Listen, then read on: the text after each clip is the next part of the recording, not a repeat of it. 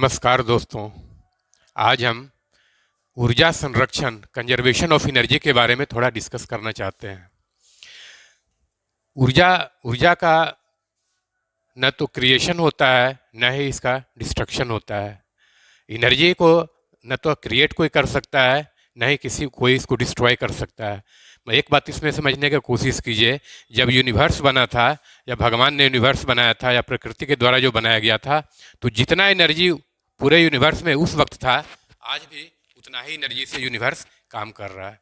अगर हम पृथ्वी की बात करें, जिस प्लानट पे हम लोग रह रहे हैं, तो जब पृथ्वी का निर्माण हुआ था, तो जितना ऊर्जा पृथ्वी के पास था, उतना ही ऊर्जा आज भी पृथ्वी के पास ही।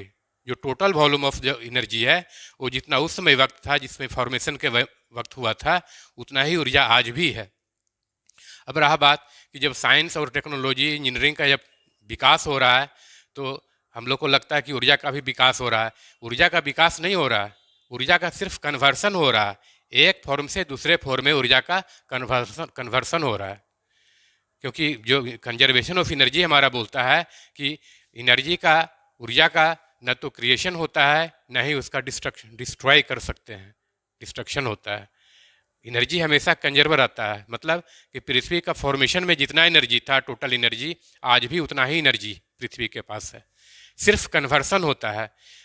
कन्वर्सन जो होता है, वो उसी से हम लोग को दिखता है कि प्रोग्रेस हो रहा है, डेवलपमेंट हो रहा है, या टेक्नोलॉजी और इंजीनियरिंग का जो विकास होता है, उससे सिर्फ कन्वर्सन हो रहा है।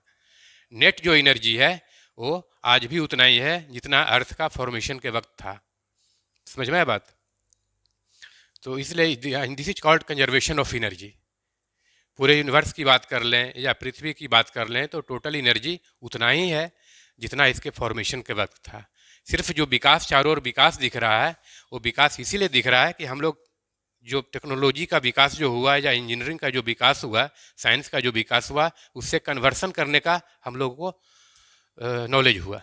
एक फॉर्म से दूसरे फॉर्म में कैसे कन्वर्ट करते हैं, उसके बारे में हम लोग को जानकारी मिली। शरीर का भी वही चीज़ है। शरीर भी क्या है? पूरे ब्रह्मांड का एक पिंड है शरीर। अगर शरीर में भी जो एनर्जी है, उसको अगर विकसित कर लिया जाए, तो एक ब्रह्मांड में एक ऊर्जा का फ्लो कंटिन्यूस हो रहा है एवरीवेयर। उस एनर्जी से और हमारे शरीर का जो एनर्जी है, उसका कनेक्शन हो जाता है। इसके बारे में कभी हम आगे किसी टॉपिक में डिस्कस करेंगे कि किस तरह से कॉस्मिक एनर्जी, या जो ब्रह्मांडीय जो यूनिवर्सल डिवाइन एनर्जी है, उसको किस तरह से हम लोग अट्रैक्ट कर सकते हैं, उसके साथ कम्युनिकेट कर सकते हैं। इसके बारे में हम लोग कभी आगे का वीडियो में डिस्कस करेंगे।